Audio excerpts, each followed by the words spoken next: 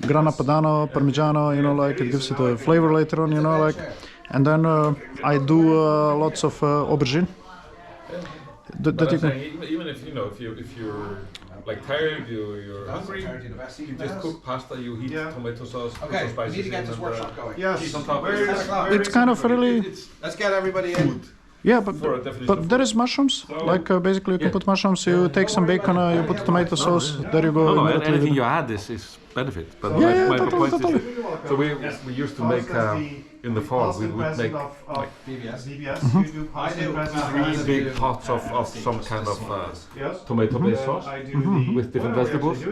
And then freeze them in small 400-gram things. Yes. And then you can just put them out and the point is even if you don't make anything else, extremely quickly you can have something totally. that fills you up. This one, I'm just like saying, you prepare a very good Italian-like meal. Yeah. With olive oil, tomato, aubergine, for example, and then you have mushrooms, you have bacon. That's it. Okay, we're here. We're good. Let's go. Let's go. Let's go. Wes, What's up? Oh my God.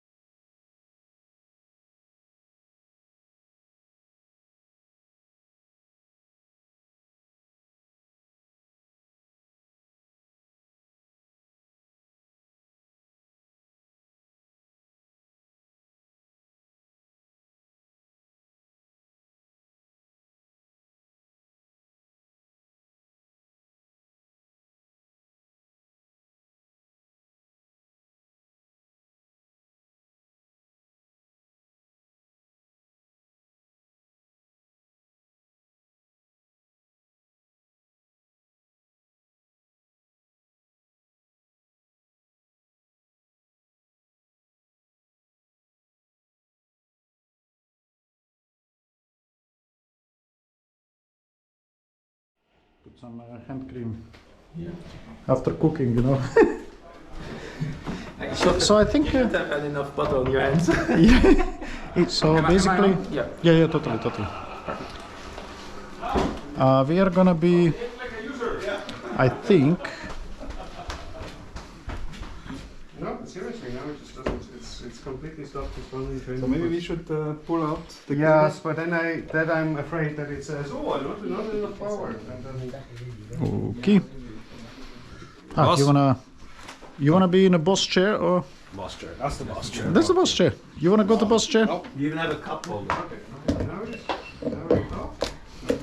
So can this one be normal? Push it back there. Yeah, normalized. Oh my God! Exactly what I wanted to Ooh. happen.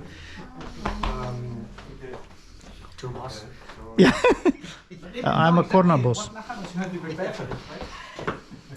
I cannot possibly prepare for people not following instructions.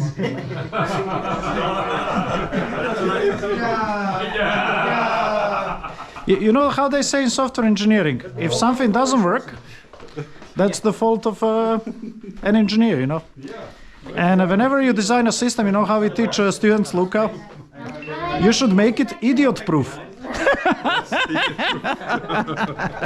I will happily forward your comments to GoPro Inc. Stevan, why do you think they asked us to test it? If anything can go wrong, it will. Yes. Okay, but now it's recording again. So Ooh, awesome. just need to have a look at. Oh, actually, it's you with those. I just took this one, and then I'll put it again. I was looking for it. While cooking, it was pretty hot there. Oh yeah, I bet. Klaus, you look beautiful. Stop looking in the mirror. Klaus, we all look like psychopaths from some cyberpunk movie, you know. While we're here, everybody can have a good. Look at clock. So we actually know what time it is. Just put this one on a chair somewhere. Your time, apparently. Sorry. Well, Yeah. it's yes. Who's missing from the workshop? 3, 4, 5, 6, 7, 8, 9, 10 cameras. Is enough, I think no. Already 1, 2, 10 3, go 4, for 5, and Luca. 6, 7, 8, 9. Count yourself, man. Oh, it's Luca you're missing. And Florian, right? What? It should be 10 cameras. Sorry, Florian is there. I didn't see you.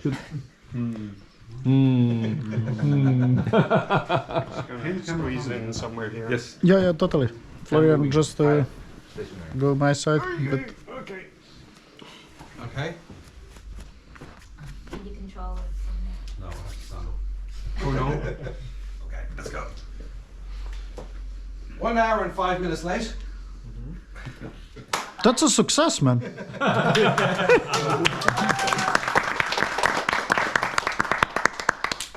Castle. Right.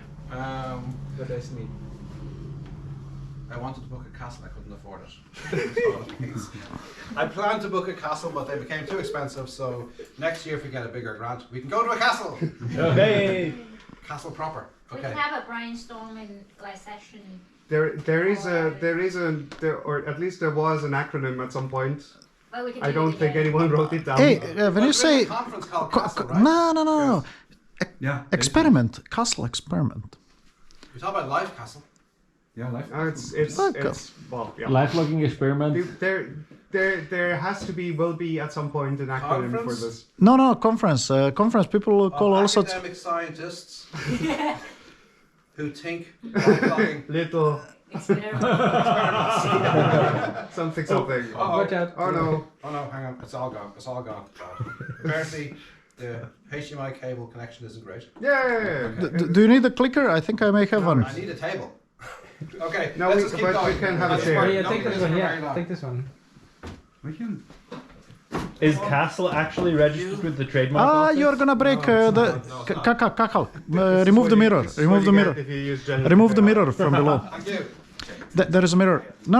Remove the mirror from below. This is.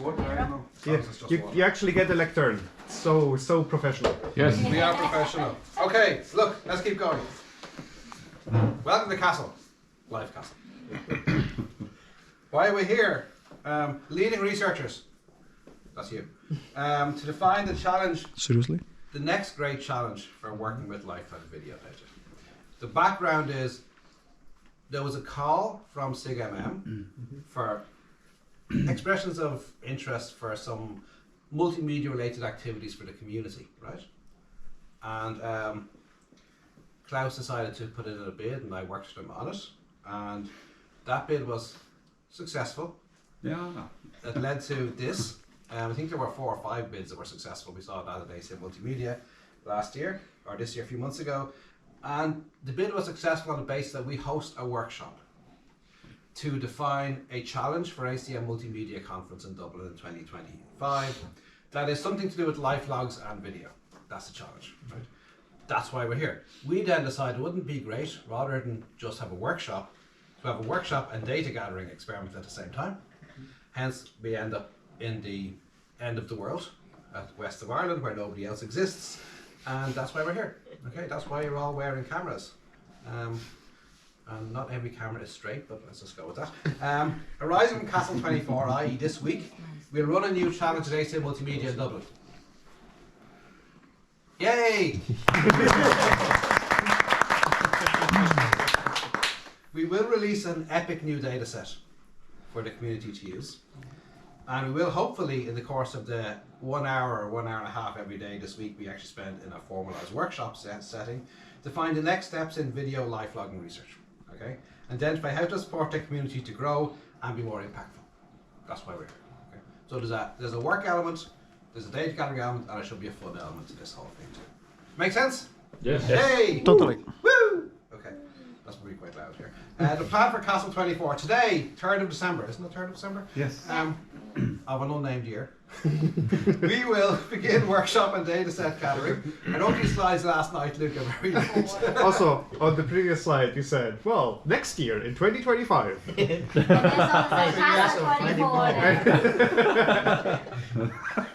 Okay, we now know. Okay, we can't change it now. Castle 24, which is the 24th edition of the Castle workshop.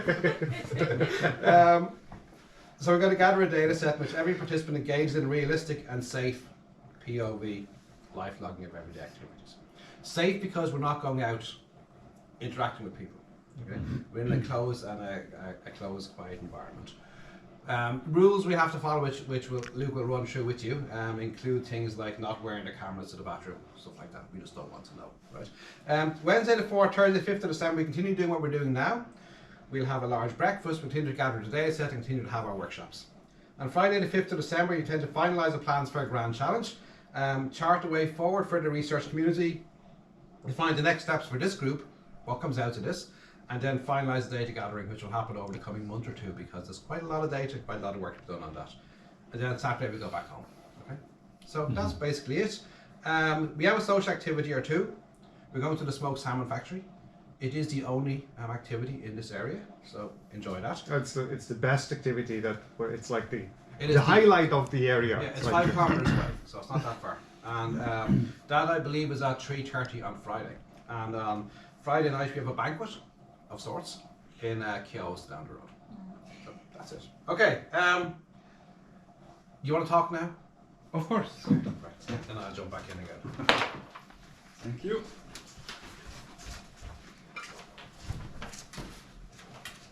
All right. Yes. So hopefully the. Why are we wearing the same shirt, man? When you become elderly person, you buy this brand, and then soon it becomes the same color even. Yeah, I brought my ICMR one because I thought more people would have that. We get confusable on camera. I didn't think that Okay. far. Yeah. So actually, we think that this data set might be usable for the live log search engine, but also maybe for the video browser showdown. That's why I will give a very short introduction what it actually is.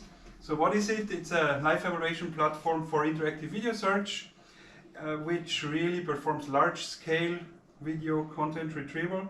And we have different types of queries. I will give some examples. And we have a competitive setup because we have not only a large data set, but we have also a lot of participants. And yeah, it's going for several hours. It's also an entertaining event because it's connected to the welcome reception at the MMM conference every year. And so this is how it looks like. It started in 2012 in Klagenfurt, and then we went every year to different places at the MMM conference. And what you can see here on the right, this is the last iteration in 2024. And next year we will continue this in January with 16 teams actually.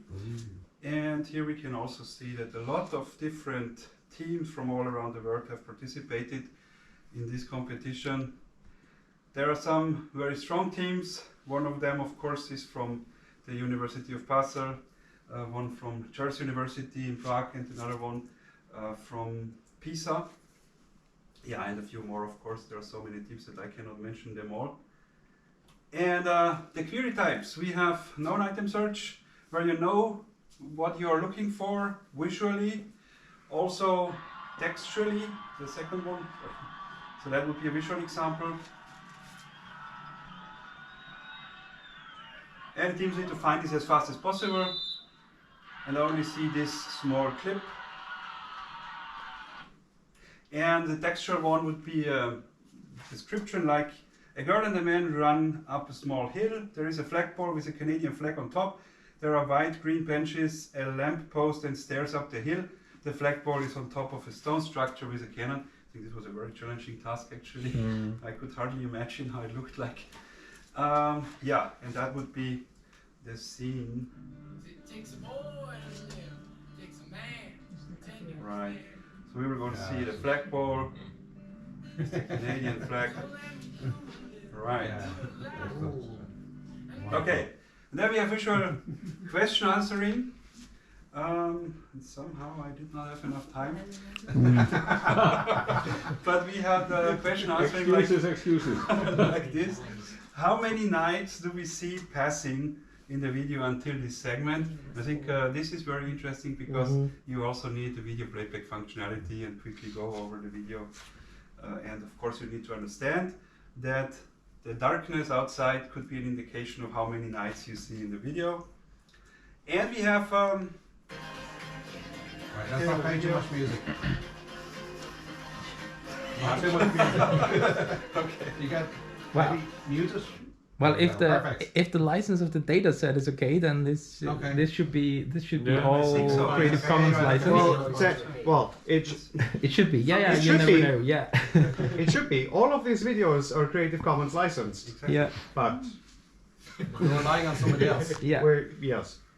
Okay, Some it's okay. some of these I think we're people good. who make these videos are not entirely versed in the intricacies of licensing, so there may be They're not all lawyers? they're I'm Lucas talked to lawyers too much. Okay, yeah.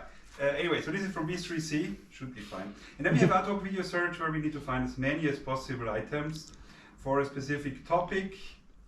And I don't have any examples for that, but Luca mentioned the data set. Here we can see the different data sets that were used over the years. We started with only 30 videos, 38 hours. We went on to 100 hours and then ended up last year with 2,300 hours from the V3C1 and V3C2 data set. Plus we had the Marina video kit. I'm not sure if somebody of you knows how much hours are there, but I think tens or thousands. I think it was 14, 15 in the 14, first yeah. slide, Yeah. and again as much in the second slice that were Is it 40? uh, 14. 14. Yeah, okay, so I we think will have we're up to about 30-ish with the with the current one. with the addition that Okay. comes in this year. Yeah, so this is the final one here in 2025. We will have the MVK2 with this amount, and then we have the full V3C collection with overall 3,801 hours. Yes. And we also have the medical data set, the laparoscopic hysterectomy with 100 hours. And yeah, this I think will be a great challenge in 1 month roughly. So we may have in 2026 a lifelike challenge as part of this, right? Right, exactly. So that could be another part for the VPS Wow. where we What? look 1, into these 2, videos. 10, 4, 400 hours. 500, 600 hours of content. Right? There was. Yeah. That, High overlap. 400 hours, right? Not Yeah. quite as Fixed much. cameras as well, right? Yeah, sure, but it's only about. Well, we'll go into the numbers Yeah, in a bit. yeah. Okay. Yeah. So that would be a very nice challenge as well. And yeah, I think finally to conclude my part of the presentation, I think what we saw at the VPS is that currently all systems use state-of-the-art technologies like Clip and Blip and so on, but also there is some consistency within teams, that the same team with different users performs similarly, which is good, I think. And the user interface is very important. I think this is also a very unique aspect of the VPS. It's not only, let's say, the system behind, but a lot is by the user interface and how you provide interaction possibilities. Actually, nice to have kept the video browser term. Yes, Yeah, exactly. because I think that's quite important. Exactly. Right. So that's it. So thank you very much. May I just short advertisement break in this point? If you think VBS is a cool thing to do and you haven't volunteered any judges from your team for 25, please let me know. Lynn's going. Yeah, I go. Volunteer!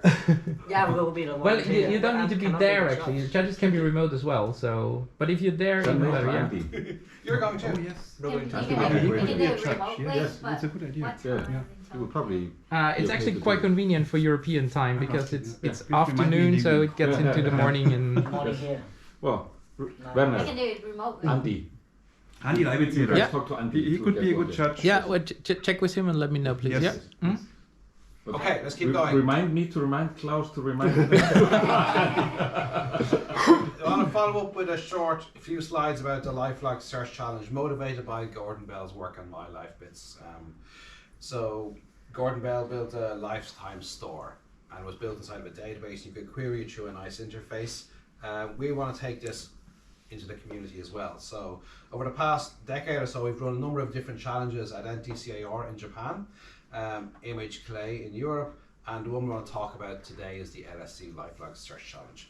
Kind of, really motivated by the Video Browser Showdown Challenge, which was so successful.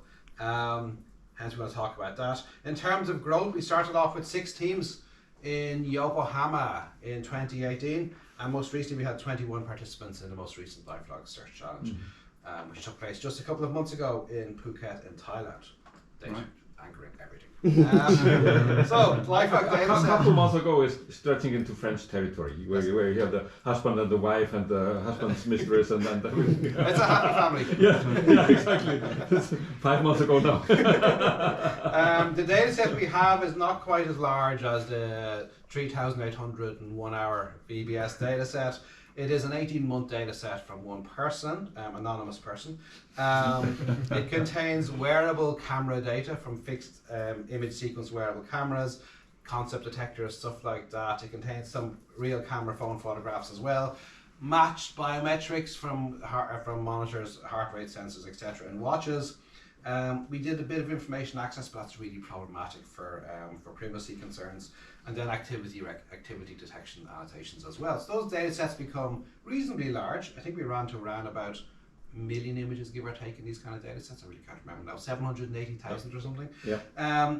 We tend to look for images as answers as answers to queries, and they're the typical units of retrieval. So it's quite challenging, especially because we have to do anonymization. With video data that's openly available online, you download the videos. With LifeLog data, you have all kinds of challenges related to faces and content on screens and phone content as you're using your phone, because this inevitably gets captured. So we had to come up with a process where LifeLog reviews and cleans their data. They share it with our researchers in the university. The researcher then checks to make sure that things are okay. We resize all content to make sure text isn't necessarily legible. We then anonymize anyway the screens and the faces, and then we review it again and release the data sets. It takes quite a long time to do that, but then we even with that have strict access controls. If you sign up to use the LifeLog dataset, you sign up to rules that says we can ask you to delete any image and you must do it, or delete the whole dataset. Right? We haven't had to do that, but that's in there. Okay, so type of queries, just as VBS has spoken about, we have known item, ad hoc, and Q&A queries. Known item queries find a particular image of an event, right, or activity that meets an information need. I'll look at an example of that. This was an example from 2 years ago. There was a man in the front row with a yellow hat on. I was on a stage in a room with a lot of people watching. I was on some sort of panel writing notes.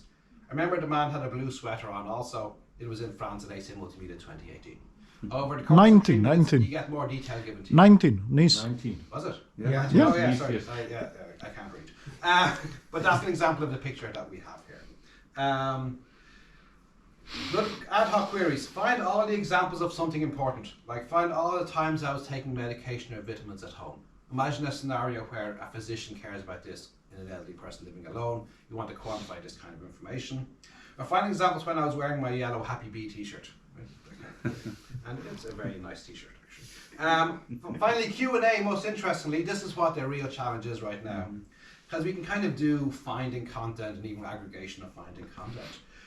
The Q&A. I visited a famous Korean temple with friends. Actually, some of them are here. A few years ago.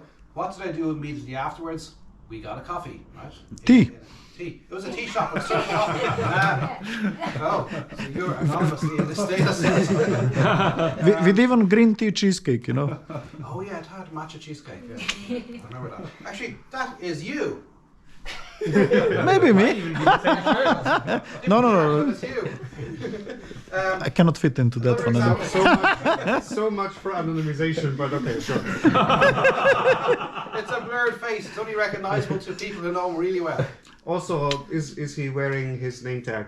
No, he's not. No. Not on this one. No, that's actually the cake. Because this is from Seoul. Okay. Yeah. By the shade, you can even guess who is the second anonymized person. Okay, so there. Okay. I was there. Next query. You were there too. There's at least 3 or 4 of us that were there. Okay, second one. Damn it, my car is a flat tire. What was the name of the car service repair company I used in the summer of 2019? I want to call them again to get my car fixed. This is a real kind of challenge, right? What was the name of the company we went to a number of years ago? And then even more complicated, the one that nobody got right last year. What airline did I fly most often with in 2019? real complex aggregation queries. But that's what we're pushing for, that's what we're aiming for here. The issue with all of these data sets is that they're image sequence, 2 images a minute, and we're trying to push beyond that now. And then of course this led to what we think now is a standard LifeLog search engine, right?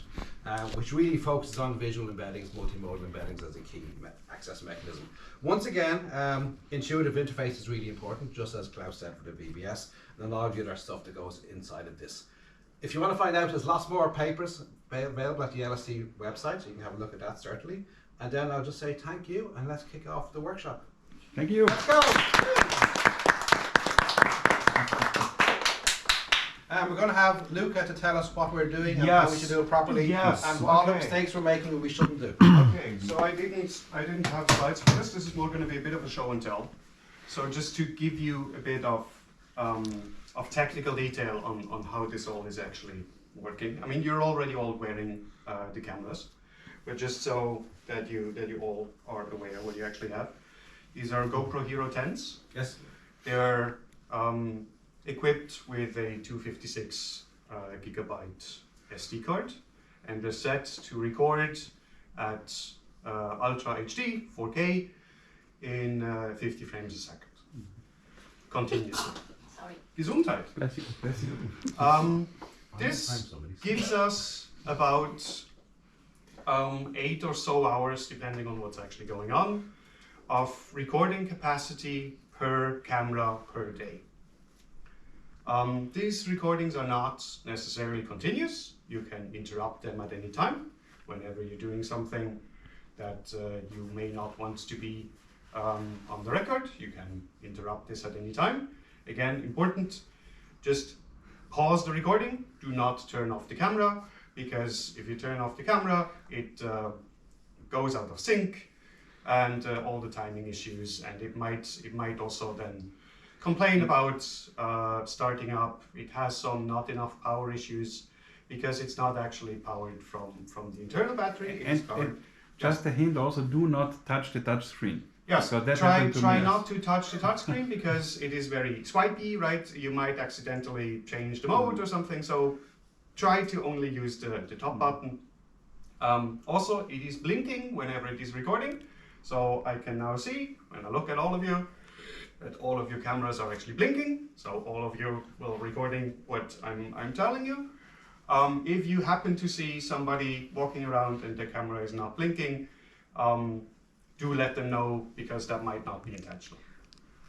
Do you also have a feeling of this Strange Days cyberpunk movie from... You remember that one, 20-some years ago? I don't know, I didn't see it. I didn't see it either. Okay, crazy movie. We all look reasonable though, right? Yeah. Honestly, I thought it would be weirder. Could be worse. Right? Could be worse. Could be worse. So, in order to facilitate this long-form recording, you're also all wearing pouches or other types of batteries. So this is a 20 amp hour battery. It has plenty of capacity to run this camera until the SD card is full. We will recharge these every night as well. So every night, data is copied off, you get the fresh SD card and the fully charged battery bank in the morning. In addition to the cameras you're all wearing, there's some stationary cameras. There's one over there, there's one over there, and there's 2 more in this part of the house, and then one additional one in the other room. At least the 4 in here are set to record continuously for the entire day. So they should each record 12, 13 hours, depending on when exactly we stop for the day, to essentially anchor the activities of all the individual things.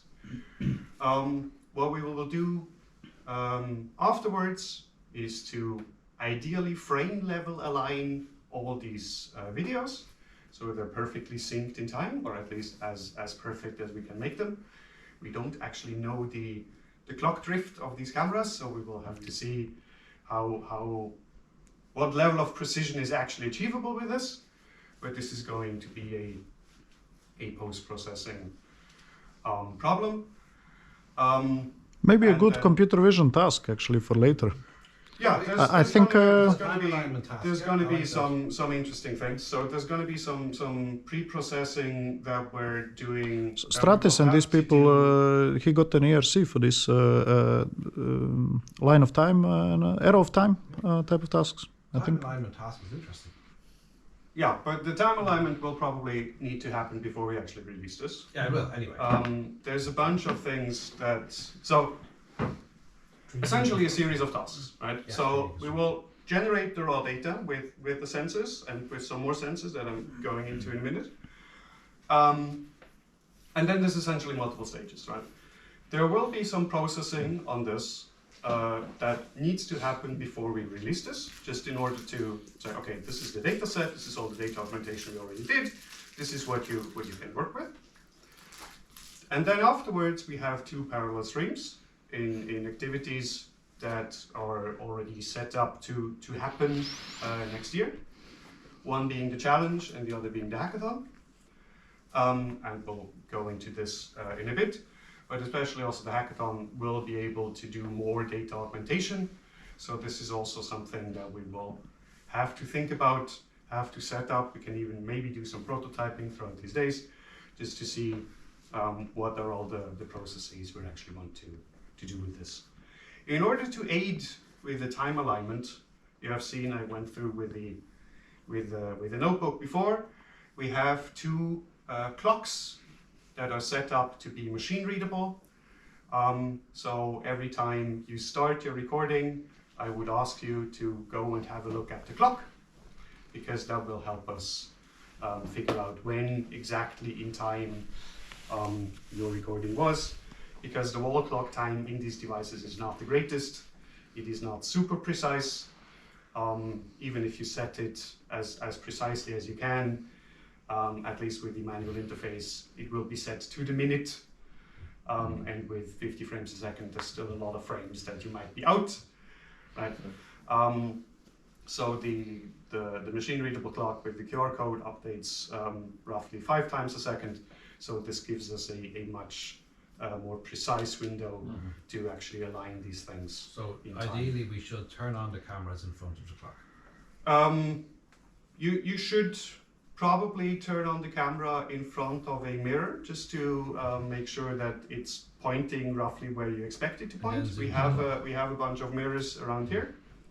And then once you did that, go and visit the clock soonish, because then we can have an automated process that essentially always at the start of the video starts to look for the clock and then computes back when the start frame of that recording actually happened in time relative to the clock.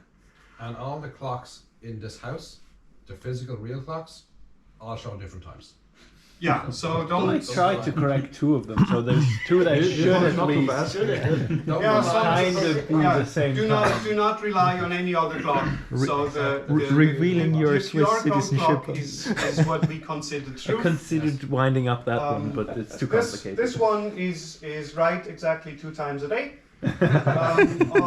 There's some clocks out This here one that is are reasonable. You must have done Yeah, I that. said that one. Yeah. there's some clocks in And the here one in that the are kitchen. never right. Yeah. So yeah, time is difficult with this, right? What this is also recording is audio. So everything that is said here, everything that anyone can hear will be in the recording. And that Which means also sets apart this data set from some of the others out there. even if all the cameras are turned off, there's still the fixed cameras in the rooms, right? So pretty much anywhere you go to, with the exception of upstairs, we assume, will have. Well, actually, in rooms also downstairs. No, in your room there's a camera. Mike! I knew it! That's why the door was He said it for a second time. I have to check the room. So essentially, right, there's the individual rooms, which are supposed to be camera-free zones. We do it in the pairs. Everything else out here is essentially expect to be on Yes. camera at any point. everything you say. In will be time, captured. anything you say, anything you do within the public area is. So is on basically, camera. the experiment is called how to get us all fired from the university. That is entirely up to possible, you. so let's not try to. So yeah, behave yourself. So these are the main sensors. We have some other things, right? So all of you are wearing a Fitbit. This will record some very basic activity and biometric information that we will also endeavor to time align as much as we can. No, I don't know. I'm not but it's very tight, sure very tight. What frequency and it's on the last, what you see. precision we will be able to get out of these things ultimately. But this is certainly some post-processing that we'll be doing. On top of that, there will be some non can we make an extra data, so we have some other photographic cameras that we can take some pictures with, and some other sensors just to record some bits and pieces that can be used as augmentation. They cannot change now. And then of course all the things that we will be able to extract from this data, and especially from the aggregate across different views. But when you're looking at me while I'm looking at you, this gives me ways to infer things about you that you would not be possible to infer from your stream alone, right? Yes. These sort of things. I have one question. So what is with the charging of the They should last for the whole week. The idea would be that these do not need to be charged throughout the week. They should last. If you notice it going low, please contact any of our helpers, and then we can have them charged. These things, so the battery packs need to be charged every night. The other things should be good to go. Ideally, we tested this, it worked in the test, but then again, we will see how it actually behaves in this setting, and we might need to adjust as we go along. Okay. The whole point of this is, again, as we've already briefly mentioned, to, at least initially, use this for two upcoming activities, both of them associated with ACM Multimedia 2025, happening next fall. One of them being a more classical thing as a grand challenge, and the other thing is a more interactive, more experimental thing, and we want to have a hackathon where people interact with this data. So the grand challenge has more of a data analytics flavor to it, as in we will give people the data set as is, or as we will be able to prepare it in time. Probably February or March, you guess? Ideally, sometime within the first quarter of So can you tell us what preparing means? Because you said substantial annotation is going to happen. Yes. Yeah. So this is some of the details are also to be discussed here. What is happening, or what definitely will need to happen, is the precise time alignment of all the streams. They will be encoded in a common structure, in a common format.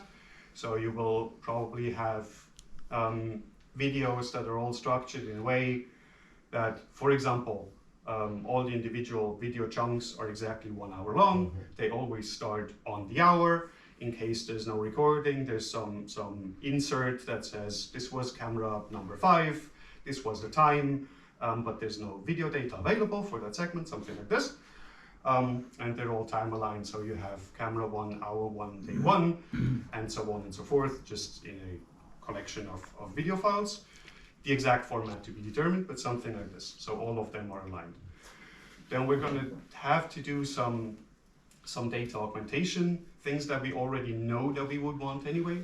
So essentially run this through a state-of-the-art auto transcription system, and then afterwards have people look at the transcript and fix some things that the system might have gotten wrong, just to have a ground truth that is of reasonably high quality, especially since this might also be slightly multilingual. Right? I mean, we will have the workshop activities in English, where we have people from all over. Some of them speak different languages, so they might have we might even have some conversations in different languages in the data set, which is also interesting for the whole thing, right? But just to make sure that all this annotation stuff is proper. What these things are also recording are streams of metadata. So these cameras have a 6 degrees of freedom IMU. So they will record at about 200 hertz, which direction down is, how these things would accelerate all the time, what direction it was looking in. It has a magnetometer, it has GPS. So whenever it takes some measurements, it knows where it was in space. So this can also be used to reconstruct some trajectories or to do some other interesting things. We will try to preserve this data as much as possible throughout all the processing steps, which is going to be a bit tedious, but we will figure out how to do this properly, and probably also export it in some slightly more readable format, because the one GoPro uses is a bit of a pain. It is quite efficient in encoding, but not the most user-friendly thing in the world. So we might just dump this into something that is more easy to read and make this more accessible to people, specifically because we will have some time-aligned streams from these things as well. So we might as well have some other format to just put all of these channels in. Right, so this is, and anything else we can come up with. And what are these recording? They are recording your heart rate. They are recording your blood oxygenation, I think. Some basic activities. Oh. And they're recording some step county things at the very least. It's like an additional data set, right? I'm not. I don't think it's doing sleep properly. Sure, if they do temperature, I'm not. Well, they record a bunch of things. It's not yet entirely clear what we can actually get out of these in what format. But at least heart rate and some activity streams and possibly blood oxygenation over time should be possible. Again, they are very coarse, right? This is also something that we might want to think about for any future activities. This is a latter activity in the workshop. Can I add to that? It may be possible. Be careful what you do and what you say, right? As Stefan said, it may be possible for us to take something out, but let's say we have to take out what happened right now because Colin said something crazy to get himself fired, right? We'd have to take the data out of all cameras at that point in time. So it's a big deal to do that. Right? So we try to avoid that as much as possible. Yeah, in that sense also, you may want to leave your smartphones in your rooms. Recommend. Because if you happen to get an email that has sensitive information in the subject line, and you look at your phone and there's stuff that is, oh, this cannot be released because it might violate the privacy of some external people, that would then need to be taken out. So this is definitely. And there are 4K cameras all around you. They're quite detailed in what they capture. Yeah. So assume any text you're looking at can be read. Yeah. So any text that you realize cannot be shared with the outside world, we need to make a note of this, and this is part of the processing that we will need to do before this goes out. That we need to cut this out. And you don't want to go back yourself and think, oh, didn't I say something on the first morning, and then try to find it. Right? We try to avoid this as much as possible. It's a lot more work to take something out than not put it in the first place. In short, university became boring. It stimulates boring behavior.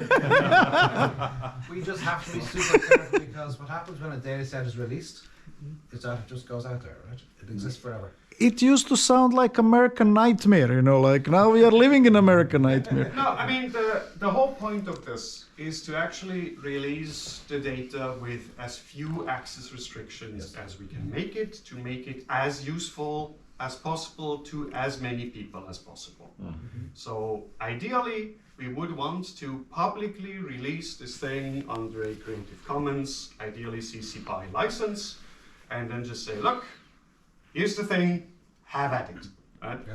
And then people can use it for whatever. Unless Google wants it, they have to pay.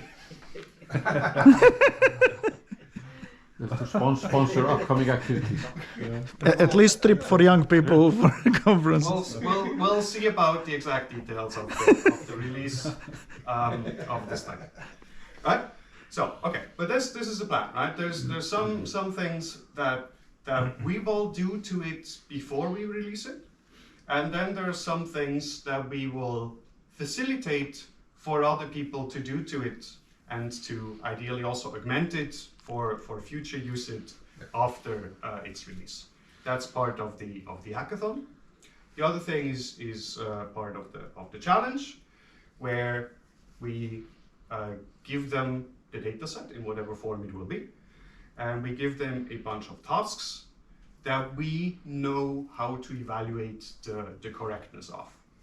It's probably going to involve some sort of retrieval queries, similar to what we've seen with VBS and LSC, something like that, but not in an interactive fashion, because these grand challenges are, you get the task, you work on the task, you submit the results, we will evaluate the results, and we tell you how well you did. So it will certainly involve something along these lines. It might also involve some more complex analysis tasks that are a longer form aggregation across this sort of stuff. How many cups of coffee were drunk? A lot. A lot. Yeah. That kind of thing, right? That kind of way of thinking. Yeah.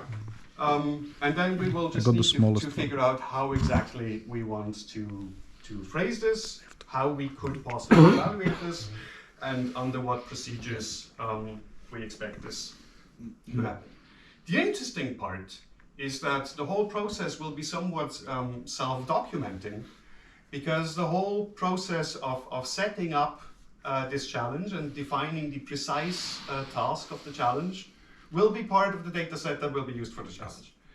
Right? So people can get all the documentation they could possibly need, because they can just watch us coming up with the details. So basically, you just give a data set and say the challenge is in the data set. Yes. Yeah. Essentially, yes. Don't find the queries in the data set. Yes. Essentially, yes. Right. Find the time we came up with this particular query. Yes.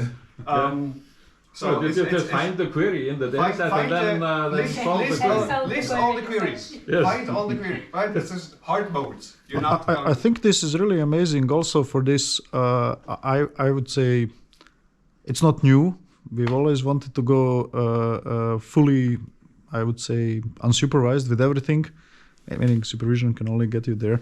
But we have so much data now and even overlap in streams. I think this is going to be super kind of interesting for self-supervised folks. And right.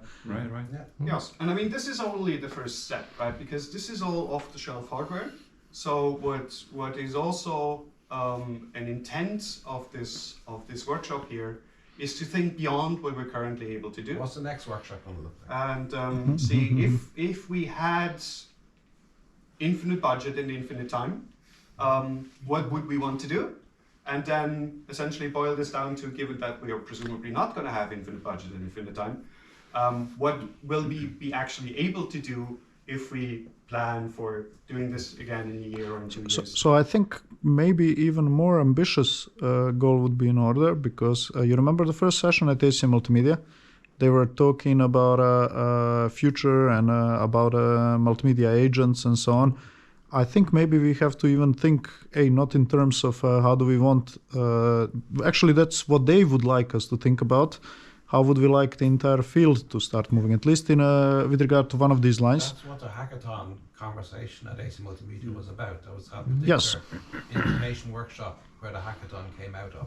Yeah, That totally. was all about the future challenges for the community. Not only this workshop, but kind of in general, what do we want? Yes, exactly. Actually, but all of this hinges on actually having concrete material to work with, and this is going to be one set of data, right? And this has properties that will be unique among the available data sets, because this is not going to be the first POV activity data set. There are a handful of these, and they have been studied quite a bit. But all of these have the limitation that they're either longer form activities in a very confined environment, or that they're very diverse activities in diverse environments that are completely disjointed. So you just have a few recordings of a few minutes, some person doing something, and then this is gone, and you never know what happened before or what happened after. Usually, this is also happening in public, therefore it's heavily anonymized. You're never having people. Yes. Time to move. Time to move. Luca, it's taking long. You know? Yeah. I think we need to get coffee soon. We need to get coffee now. Let's get going. There's gonna be coffee. We will hopefully not run out of coffee. But then again, we might also be able to do things like when did I have coffee? Predict this solely based on my heart rate, right? Yeah. Things like that. It's going to be epic. Long ago, it says. Yeah. Right? So again, the thing is, this will have overlap with types of data that exist. So we will also be able to take inspirations on the kind of tasks that people have been doing with other types of data that has the overlapping aspects. But this is going to have aspects that do not exist because we have many people in the same environment interacting with each other and with the environment. And we have the first person view of all of these people. Yes. So this is something that is unique, that is not currently possible to do with any of these data sets that exist. So this will allow us to do new things, and the whole point of this, and also of day one today, is to start the discussion on what all these things that we could leverage this for might be. So ideally, and what the agenda says that we essentially threw out of the window because we started an hour late. Is to today start this brainstorming, this ideation process jointly, and then when people want to discuss this throughout the day, please do, and we will have another round tomorrow morning where we essentially gather the various things people came up with, and then go on from there. And we have some more discussion points on hackathon things. The plan is about 90 minutes every morning of workshop. That should lead to a proposal for a grand challenge on AC Multimedia and a proposal for a hackathon on AC Multimedia. And the idea of what would happen for Castle 2. Wait a second, when you say hackathon and AC Multimedia, we don't normally have hackathons. We have different formats of grand challenges.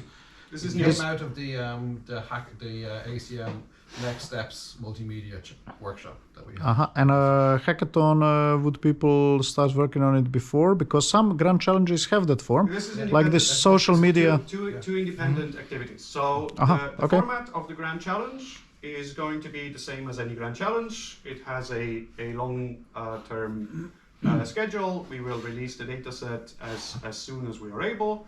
We will release the tasks as soon as we're able. People can sign up, people can download all the data they need, they can work on it, they will submit their results, we will evaluate those submissions, we will tell them how well they did, they will submit their papers about... It would be really good to have a paper also ready before that. Yes, to give some there will need to be a dataset paper. Oh, but how are we going to manage it before February, March? Well, with the dataset paper will need to go out as a preprint, and the final version of the dataset paper then goes out with potentially in a dataset track of AC Multimedia 20. Yes, because we are also planning to have a dataset track newly created for Smart, 25. So it might Cigar has one. It might kind go of into the grand challenge track. Details to be determined. But the preprint will definitely need to go out together with a data set. Yeah, which describes. And also the challenge description independently of that, so people know what. So for the dataset track, we're going to have to think really hard because Siga really made it a little bit. Dataset track is, I think, tied with social good in whatever way. So we kind of really want to discard random stuff. It has to be multimedia related data sets that are released for general purpose usage, right? Yeah, so we have to be really careful because there are going to be lots of dataset papers, otherwise. Yeah, but I mean, independent problem. Right? Yeah. Independent of that is the hackathon, the current idea of the hackathon, and all of the details are to be determined, is that given that we're anyway having this longer schedule of the almost 2 weeks of multimedia gatherings around ACM Multimedia, is that the weekend before, in parallel to Medieval, there will be 2 days of hackathon if we can pull this off. And then the idea would be that after these 2 days, there will be a hackathon results session at the main conference. So people have the chance to work on this. They get the data beforehand, because we will have to release the data beforehand anyway. They can work on some things. We can probably have a call for project proposals or something. It's, again, details to be determined. People can work on this for 2 days and then present their results. Ideally with the goal that any data augmentation that comes out of this is then also published as a companion data set to the main thing, to be used for any future activities. So one thing that is also good to keep in mind, this is going to be very broad data set, like with lots of streams, meaning just a single camera recording can be data set by itself.